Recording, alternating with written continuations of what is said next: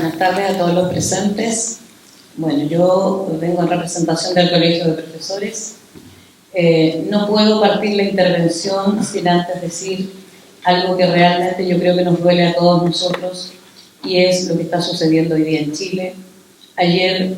veía una noticia que me causó mucha pena, y es el hecho de la situación de Gustavo Gatica, y no puedo dejar de decirlo,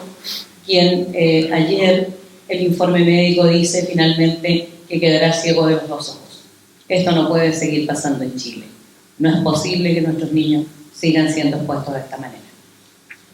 Con respecto a las preguntas que se realizaban o a las dos temáticas que se planteaban, es importante recalcar que en el caso del Colegio de Profesores, esto no es un tema de hoy el hablar del rol que debe tener el Estado en la educación. Cuando nosotros planteamos esta nueva constitución o esta nueva forma de crear una constitución, tiene que estar basada principalmente en que el Estado asuma el rol que le corresponde y que deje de ser un rol subsidiario el que tenga dentro de la educación. Hoy día está garantizado el rol subsidiario del Estado, y eso no puede seguir existiendo, porque hay derechos que son fundamentales y derechos sociales que deben ser eso, un derecho social, y que debe estar por encima de aquellas cosas que implican el instalarlo dentro del mercado. Cuando nosotros hablamos de que es importante en la educación que el Estado asuma nuevamente este rol fundamental y que garantice la educación en todos los niveles, y que en todos estos niveles se dé la gratuidad, desde la pre-básica hasta la universidad, pasando por los técnicos profesionales y por los institutos profesionales, y que este Estado se haga garante del derecho que le corresponde a cada niño y a cada joven en el desarrollo de su integralidad, es que nosotros decimos fuertemente desde el Colegio de Profesores que el rol del Estado en esta nueva Constitución tiene que ser la de garante del derecho a la educación.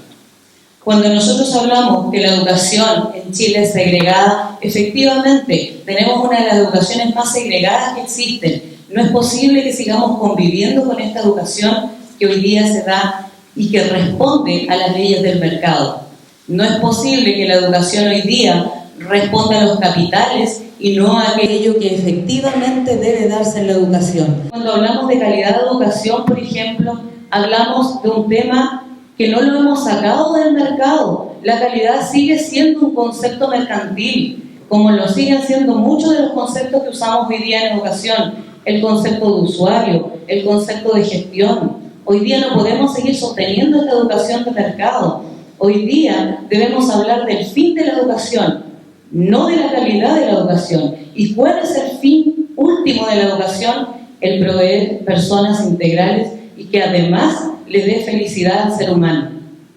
Cuando nosotros decimos que hay temas tan complejos en la educación, como es el tema de la jornada escolar completa, que es una jornada que ha ido haciendo de nuestros niños cautivos en las escuelas,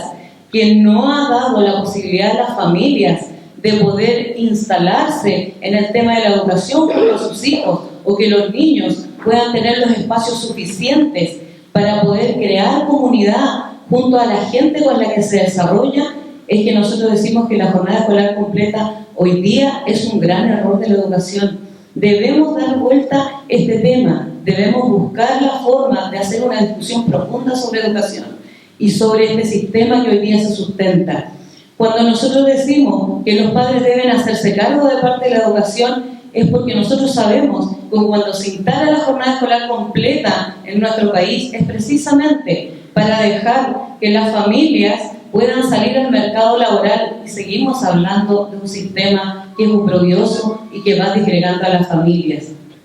Cuando nuestros niños pasan en estas largas jornadas que sabemos que para nada mejoran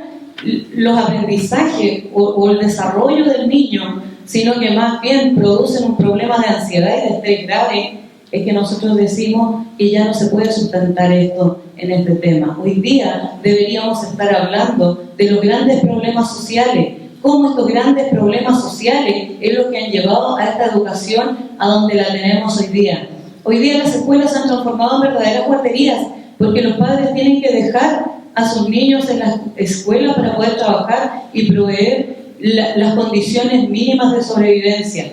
Cuando nosotros decimos, además, que es necesario que la educación tenga una proyección de futuro, pero una proyección de país y que esté fincada en un contexto real como sociedad y en un contexto real de país, con nuestra cultura, en donde se rescaten los valores primordiales y las primeras naciones de nuestra sociedad, es que nosotros decimos que este proyecto tiene que tener, no puede ser un proyecto cortoplacista, tiene que ser un proyecto a largo plazo, un proyecto que además tenga dentro de sus niveles, no el tema de lo que hemos estado viviendo nosotros en educación, con modelos que cada cierto tiempo son cambiados en la educación, y antes de que empecemos a implementar definitivamente los modelos educativos que vienen de afuera, que son foráneos, que no son nuestros, que se instalan desde afuera y que no tienen una profunda discusión de los actores principales de la educación, y los vamos cada cierto tiempo evaluando, no sirve, y empezamos con un modelo nuevo. No es posible que sigamos sustentando este tipo de educación. Cuando nosotros decimos que es importante que la sociedad se haga cargo de la educación hoy día, pero que se haga cargo como proyección de futuro, porque la educación hoy día es el motor principal del desarrollo de la sociedad. Debemos hablar principalmente de que queremos escuelas democráticas. Esto mejora el fin de la educación, porque cuando nosotros decimos que esta democracia interna que debe darse en los establecimientos y en la comunidad educativa debe estar basada en la discusión y la reflexión permanente de los diferentes estamentos que convocan a la educación, es porque decimos que las puertas de las escuelas se deben abrir, y se deben abrir en las comunidades educativas, y se deben abrir a todas las personas que trabajan dentro, todos los agentes de la educación. Cuando nosotros decimos que los docentes deben ser participantes activos, que tienen que tener un rol activo y no pasivo dentro de la gran toma de decisiones, de las políticas educacionales, del rol que le corresponde al profesor dentro de la educación, pero también dentro de la gran problemática de las decisiones que se toman con respecto a esto,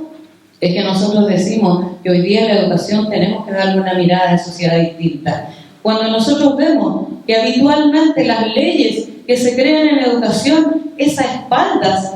de quienes construimos educación, de quienes trabajamos en las salas de clases, entonces estamos diciendo que esta educación no tiene nada de democrática ni participativa.